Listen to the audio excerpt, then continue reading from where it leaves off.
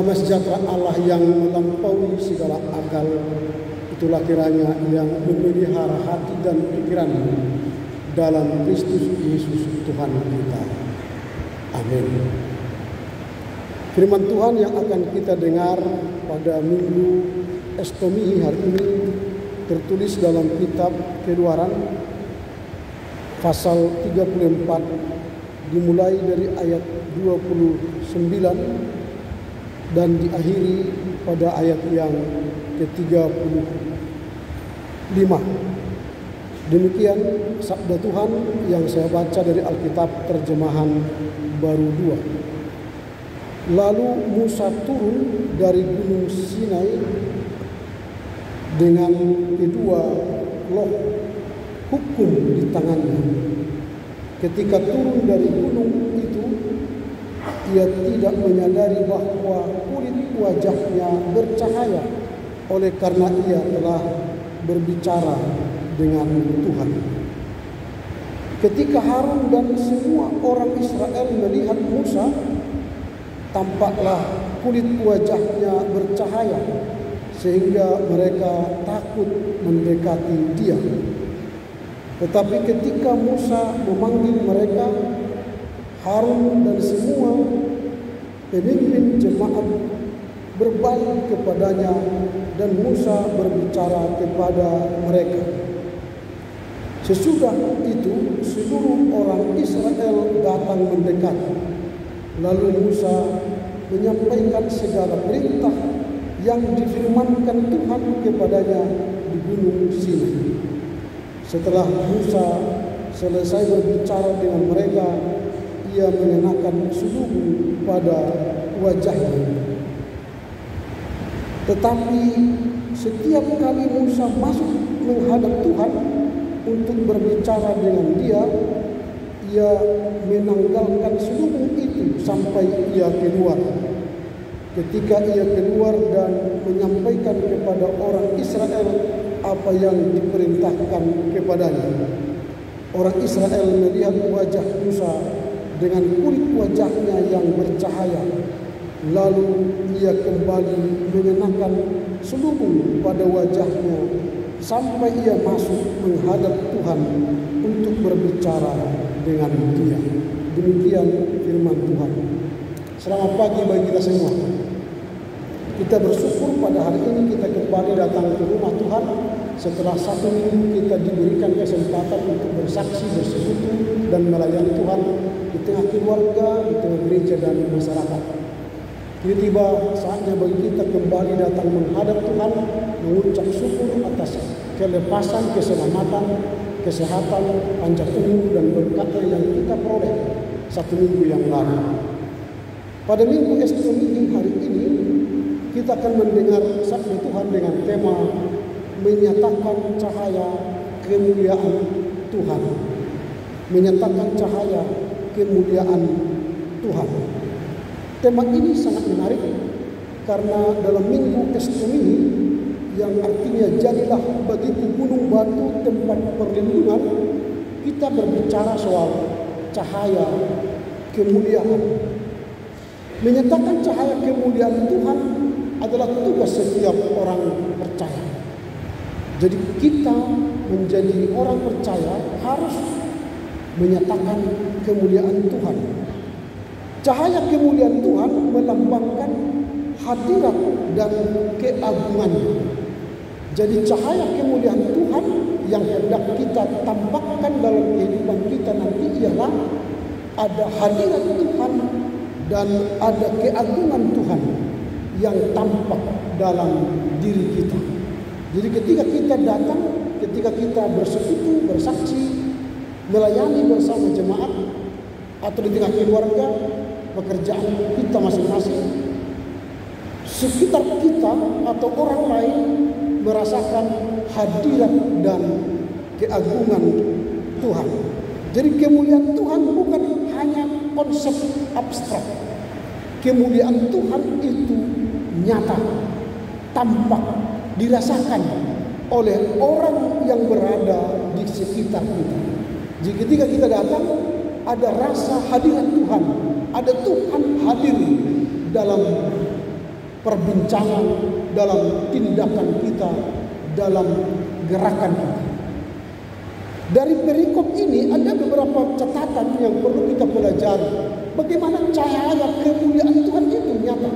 Bagaimana cahaya kemuliaan Tuhan itu terlihat dalam kehidupan Musa kala itu. Yang pertama kita lihat cahaya Tuhan memancarkan transformasi hidup. Jadi ada perubahan hidup. Ketika Musa turun dari gunung Sinai, wajahnya bahkan kulitnya tadi dikatakan bercahaya. Jadi mengapa dia mengalami transformasi? Mengapa Musa mengalami perubahan dalam dirinya, dalam tubuhnya, dalam hidupnya? Karena Musa berbicara kepada Tuhan. Kalau kita baca nanti ayat 29 dikatakan di sana pada baris terakhir, teks ini mengatakan ketika turun dari gunung itu, ia tidak menyadari bahwa kulit wajahnya bercahaya oleh karena ia berbicara dengan Tuhan. Jadi bagaimana cahaya kemuliaan itu nyata sehingga kita mengalami perubahan hidup, kita mengalami transformasi hidup. Caranya ialah kita harus berbicara kepada Tuhan.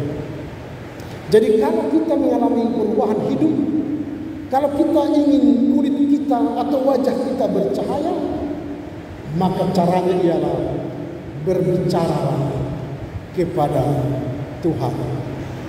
Amang pendeta, bagaimana caranya saya berbicara kepada Tuhan?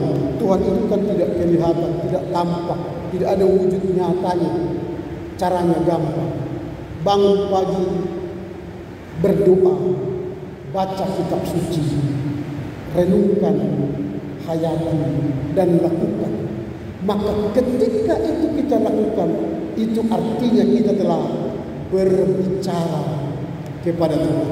Jika ingin hidup kita menampakkan cahaya hidup, kemuliaan Tuhan, ingin mengalami transformasi, ingin mengalami perubahan hidup, maka seringlah berbicara kepada Tuhan.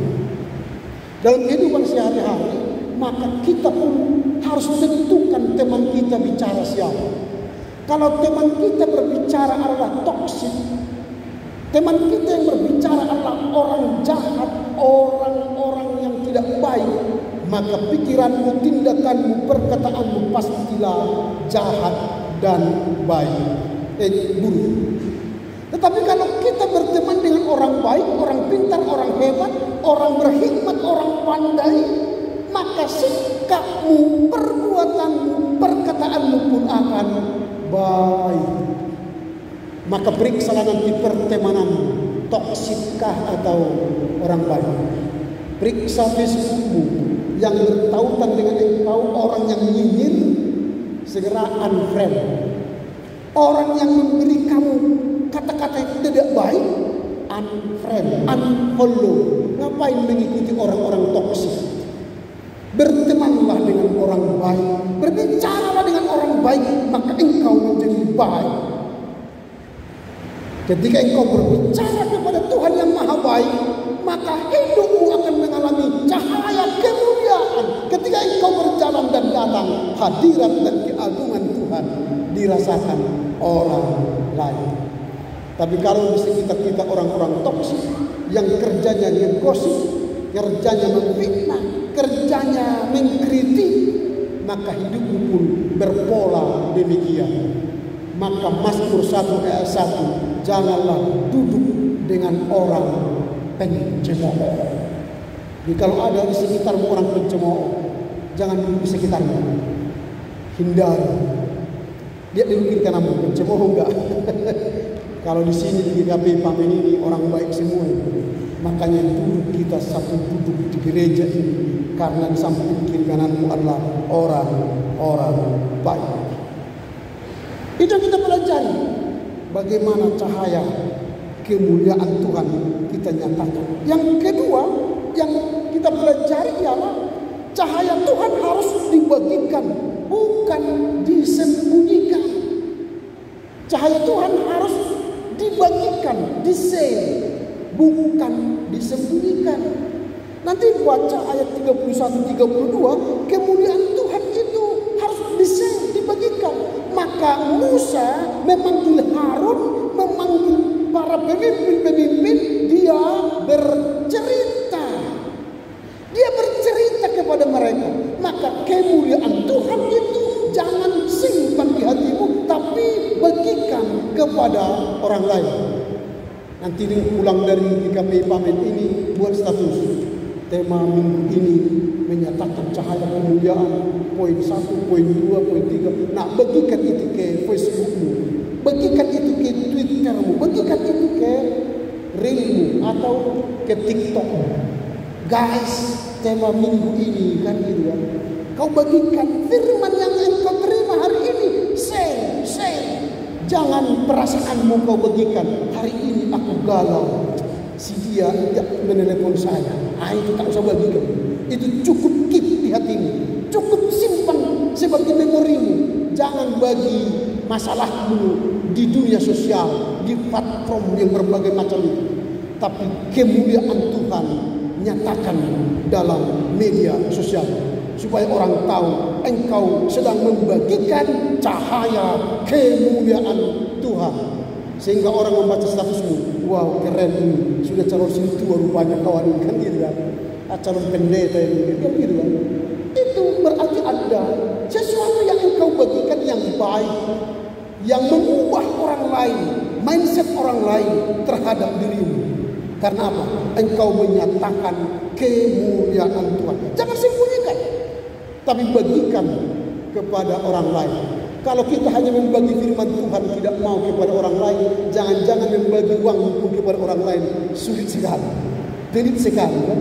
Biasanya orang yang murah hati, murah membagi kabar baik, murah membagi firman Tuhan, biasanya murah itu membagi isi dompetnya kepada orang lain juga. Tapi agak ini sedikit berarti agak susah juga membagi kebaikan itu kan. Coba tes nanti. Setiap bertemu teman dari kita yang membayar atau saling. Ini setiap bertemu kita bayar terus. Sudah 10 kali kita bertemu di kafe, kita yang bayar. Tak pernah si doi, si kawan itu. Berarti itu namanya tak berbagi. Kalau kita sudah mulai saring lah kalau pertemanan begitu ya. Harusnya kalau di dunia nyata simbiosis, mutualisme. Ku beri satu, kan gitu kan? Ku beri dua. Ini sudah ku beri 10, tak beri 1 pun. Wah, mulailah menyari pertemanan. Itu yang kedua. Jangan sembunyikan kemuliaan Tuhan yang ada padamu, tapi bagikan. Melalui apa? Melalui kata, melalui tindak, melalui pikiran, melalui perbuatan. Jangan menyatakan aku ini pengikut Kristus, tapi disuruh berdoa, aduh janganlah saya. Disuruh baca kitab suci, aduh janganlah. Itu bukan orang yang mau membagikan kemuliaan Tuhan. Yang ketiga, hidup dalam kekudusan, menjaga cahaya kemuliaan Tuhan. Hidup dalam kekudusan, menjaga kemuliaan Tuhan. Ayat 33-35. Kalau saya mengatakan aku hendak memuliakan Tuhan, tapi hidupku kotor, najis, perkataanku, tindakanku jahat, pikiran kotor, itu bukan memuliakan Tuhan. Itu memuliakan setan atau memuliakan hantu. Jika ingin kita menyatakan kemuliaan Tuhan, hiduplah kudus. Perkataanmu baik, tindakanmu baik. Karena ada banyak orang perkataannya seperti malaikat, tindakannya seperti setan. Rumah tangga itu kelihatan nyaman, damai. Tidak ada kelihatan sesuatu yang buruk. Tapi di dalam isinya perang Iran dan Irak. Perang Israel dan Hamas. Tapi mengaku rumah tangga Kristen, di dalamnya isinya wow. Tidak ada kemuliaan Tuhan yang tampak. Suami bertindak seperti api, istri bertindak seperti api,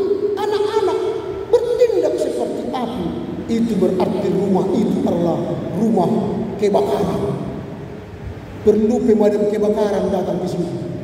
Perlu Roh Kudus datang ke sana. Apalagi sekarang kan, sekali disulut bisa terbakar. Pakai Pertamax, sekarang isinya Pertalite ya. Bukan Pertamax kan. Ya, itu hidup kita. Mudah disulut karena apa? Di dalam rumah itu yang tampak bukan cahaya kemuliaan Tuhan, tapi isinya kemuliaan setan. Tinggal hanya memantik hancur. Bukan seperti itu. Tapi orang yang menyatakan kemuliaan Tuhan, hidupnya kudus. Bukan kudus dalam hanya beribadah. Di ibadah ini wajahnya bagus-bagus. Tapi pulang ke rumah wajahnya cemberut. Apa?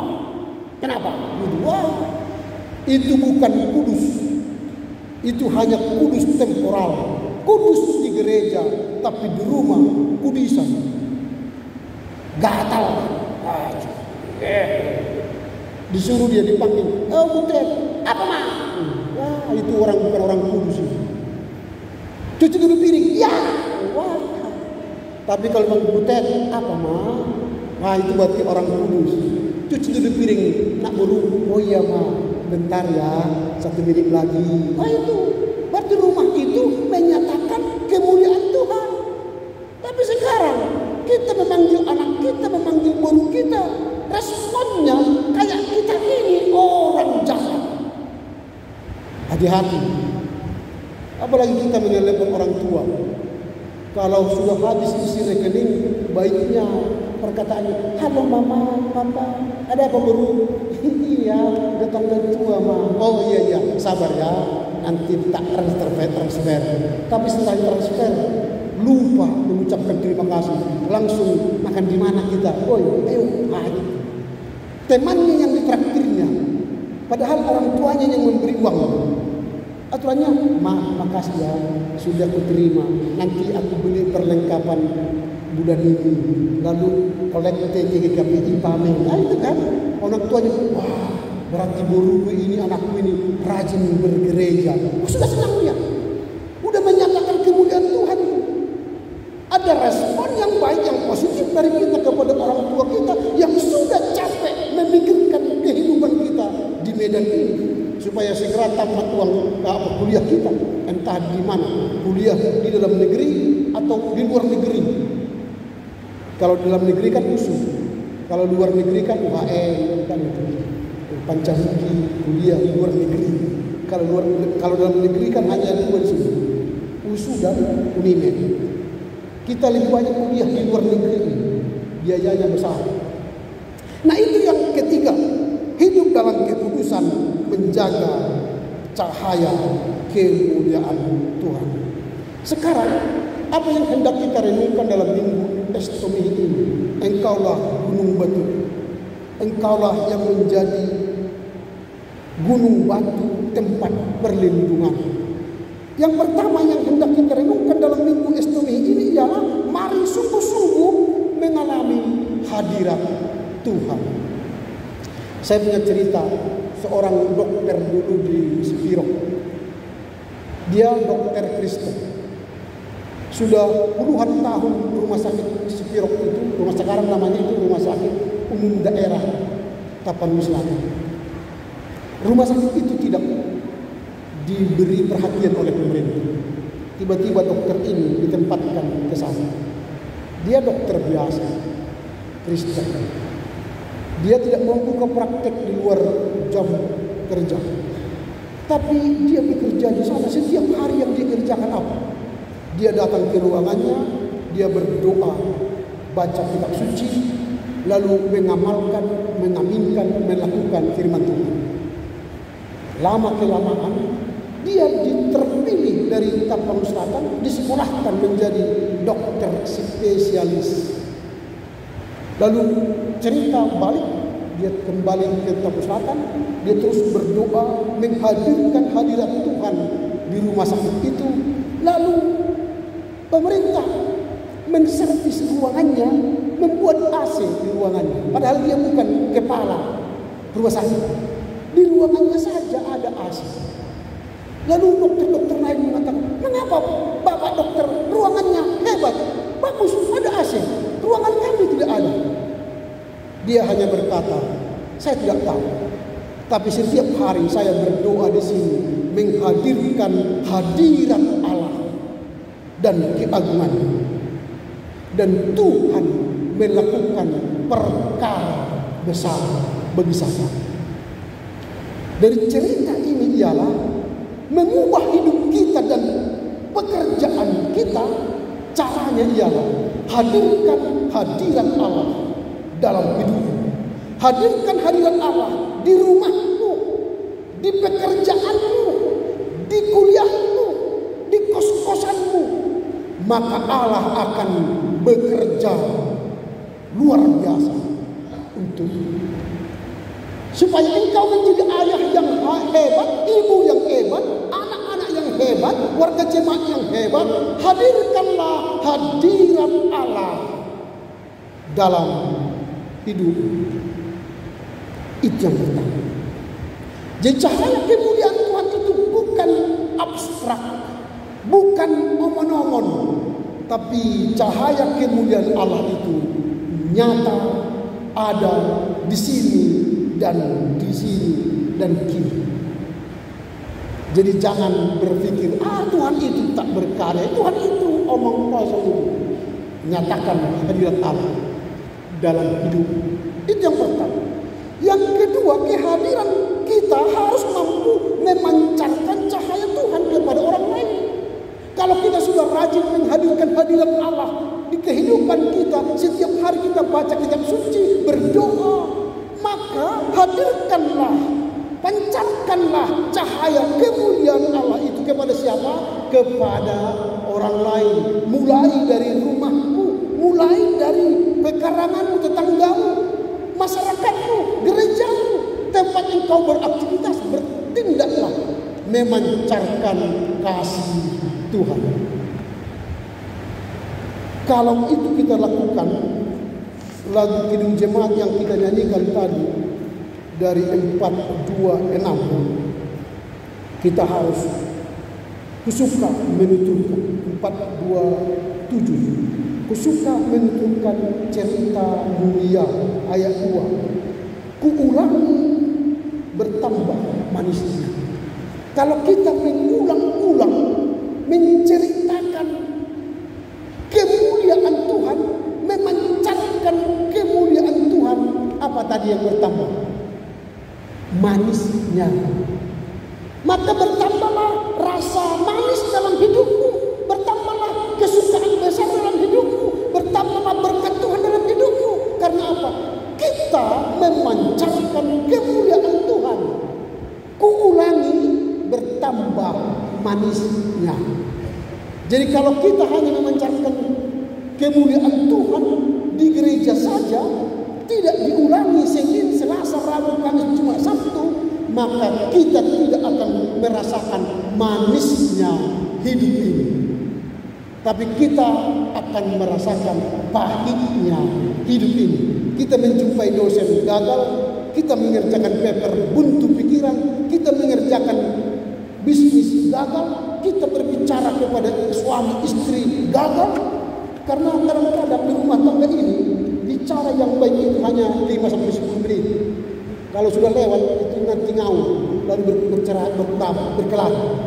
Kalau sudah 5 menit, katakan pause dulu ya, kita istirahat dulu, nanti kita bahas yang lain. Kalau sudah lebih 10 menit, nanti bisa ngawur cerita. Kalau kita bertemu teman-teman pun jangan lama-lama. Kalau lebih dari 1 jam, itu menggosok hati. Maka berhenti, lalu udah 1 jam, ayo kawan belajarlah, pulang ke kamar, belajar kita, gitu aja. Putuskan, kalau 2 jam nanti tambah lagi 1 kopi, jadi pengeluaran double. Udah putuskan aja, kita bertemu 1 jam ya, kita mulai jam sekian, pesan makan, minum, ngobrol-ngobrol. Setelah 1 jam udah berhenti. Kalau lama-lama, selain menghabiskan uang, ngobrolannya nanti sudah ngawur, tidak lagi fokus. Begitu. Itu yang harus kita lihat. Kita harus memancarkan cahaya Tuhan kepada orang lain, supaya kita menjadi orang yang berkenan di hati. Itu yang kedua yang hendak kita renungkan dalam minggu ini. Yang ketiga terakhir, kita harus mampu menyampaikan kebenaran dengan berani. Musa, dia panggil tadi Harun dan 10 pemimpin, dia menceritakan apa yang dia rasakan pertemuannya dengan Tuhan. Dia tidak takut, tetapi dia berani menyatakan kebenaran. Orang yang hendak memuliakan Tuhan, menyatakan cahaya kemuliaan Tuhan, jangan penakut, jadilah berani. Kebenaran adalah kebenaran, salah adalah salah. Nyatakan temanmu salah, supaya apa? Dia tidak terjerumus kepada kematian. Kami baru mengalami peristiwa ini. Hubungan mahasiswa dengan mahasiswa ini kadang-kadang tidak bisa mengontrol dirinya. Saya mengajarkan ke mahasiswa begini: jangan bawa perempuan ke kamarmu atau ke kamar kosmu, karena itu bukan istrimu. Bawalah perempuan ke altar, karena itulah istrimu. Saya ulangi, jangan bawa perempuan ke dalam kamarmu, karena itu bukan istrimu. Tapi bawalah perempuan ke altar, karena itulah istrimu. Kepada laki-laki juga saya katakan, jangan bawa kepada perempuan, jangan bawa laki-laki ke kamarmu, karena itu bukan suami. Tapi bawalah laki-laki ke altar, karena itulah suami.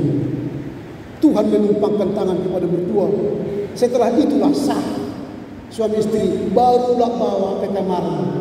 Kalau belum dibawa ke altar, masuk ke kos-kosanmu, katakan stop, dilarang lewat. Itu orang yang menyatakan kebenaran. Ini kan pura-pura, ya apa ya, memperbaiki dulu ya. Akhirnya apa? Setan pun bekerja keras mengatur situasi. Akhirnya apa yang terjadi? Rusak masa depan dan rusak kehormatan keluarga. Ini yang sering kami hadapi di mahasiswa. Jadi hati-hati memancarkan kemuliaan Tuhan. Kita harus mampu menyatakan kebenaran walau dalam skop yang kecil. Batasi dirimu dengan kebenaran firman Tuhan. Jangan buka dirimu untuk memasuki kerajaan setan. Kiranya Tuhan menolong kita mengerti bagaimana cara memuliakan Tuhan, menyatakan cahaya kemuliaan Tuhan dalam kehidupan kita di keluarga, di gereja dan masyarakat, agar kita merasakan hadirat Tuhan, manisnya hidup kita kini dan selama-lamanya. Amin. Kita berdoa. Terpujilah Engkau Bapa, firman-Mu hari ini memampukan kami untuk menyatakan cahaya kemuliaan Tuhan dalam kehidupan kami. Ketika kami berusaha mengerti memahami cahaya itu, berarti dalam kehidupan kami harus melahirkan dan menghadirkan hadirat dan keagungan, sehingga kami memiliki cahaya kemuliaan dan kami bagikan melalui kata, sikap, tingkah laku kami di tengah keluarga, gereja dan masyarakat. Bahkan kami berani menyatakan kemuliaan di tengah dunia yang penuh kejahatan. Terima kasih Bapa, mampukan kami mengerti, memahami, serta melakukan firman-Mu kini sepanjang masa. Amin.